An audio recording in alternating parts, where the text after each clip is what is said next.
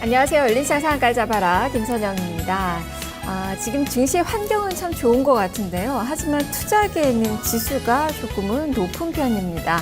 코스피는 2000선 언저리에서 움직이고 있고 코스닥은 600선 넘어서 630선까지 올라선 그 상황인데요.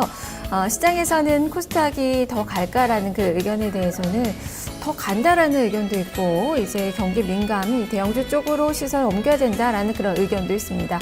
그만큼 우리 시장은 지금 밀물과 썰물이 교차하는 그 시기가 아닐까 싶은데요. 자, 이런 시기에 좀 볼만한 점은 외국인 투자가들의 이 자금입니다. 그래도 액티브 펀드 쪽에서 지금 자금이 한 1조 6천억가량 1월 22일 이후로 좀 들어오고 있는 그 상황인데요. 자, 그만큼 외국인 투자가들 들어오는 그 자금의 성격을 보니까 유럽계 자금 쪽으로 많이 좀 들어오는 것으로 파악을 해볼 수 있겠습니다. 아시아 쪽으로 이렇게 자금이 좀 들어오고 있는데 우리 시장보다는 대만 증시 등 다른 신흥국 쪽으로 더 자금이 많이 좀 쏠려 있어서요. 우리는 그만큼 자금의 여유가 더 있다라고 좀 보여집니다. 앞으로 들어올 자금이 조금 더 많지 않을까라는 그 기대감 좀 가져볼 수 있겠는데요. 최근 외국인 투자가들의 매수세 이어지고 있습니다. 오늘도 기대를 해볼 수 있을지 살펴보도록 하겠습니다. 자, 열린시장 상한가를 잡아라. 지금부터 출발합니다. 먼저 개장 전 주요 뉴스부터 살펴보죠. 문정은 기자입니다. 네, 금요일 아침 주요 뉴스입니다. 먼저 첫 번째 소식입니다. ECB가 9일부터 양적 완화를 실행합니다. ECB는 집행이사회를 통해 9월부터 월 600억 유로 규모의 자산 매입을 2016년 9월까지 실시한다고 밝혔는데요. 또한 목표로 하는 2% 인플레이션에 도달할 때까지 이를 유지할 것이라고 전했습니다. 마리오 드라기 총재는 ECB가 마이너스 금리 국채도 중요하지만 이 ECB 예금 금리 이하로는 매입하지 않을 것이라고 했습니다.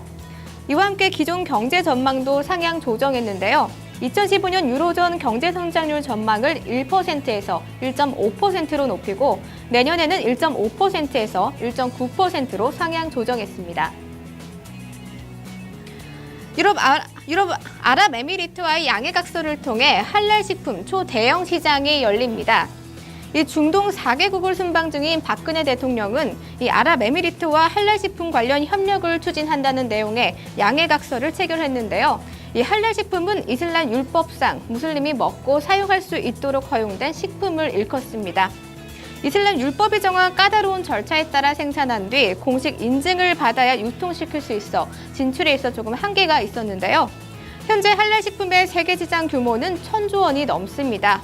2018년에는 약 1,800조 원으로 성장할 것으로 전망되고 있는데요.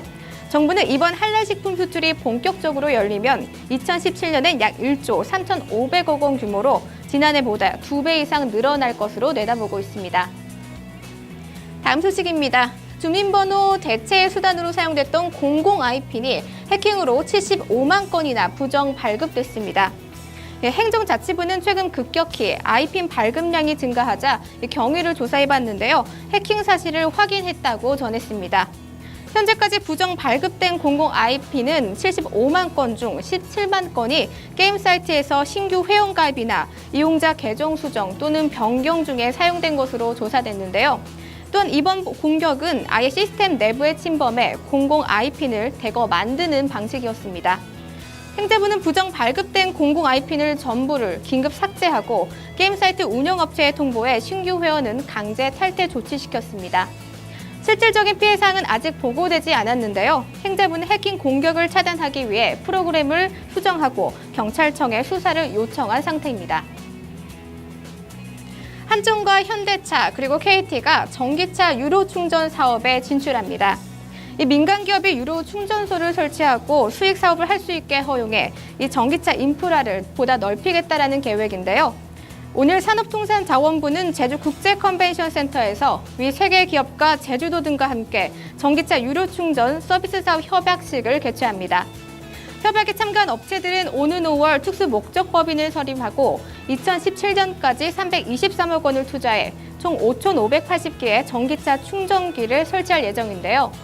6월부터는 제주 지역을 중심으로 전기차를 급속 충전할 수 있는 24시간 유료 급속 충전기를 총 200대까지 확충할 계획입니다. 마지막 소식입니다. 한지칼이 약 5천억 원 규모의 대한항공 유상 증자에 참여합니다. 이 한진그룹의 지배구조 개편 이후 대한항공의 최대 주주로서 재무구조가 악화된 자회사의 경영에 적극적으로 개입한다라는 의지를 보여준 것인데요. 동시에 한진이 보유한 대한항공 지분의 처리 시점도 그만큼 가까워진 것입니다.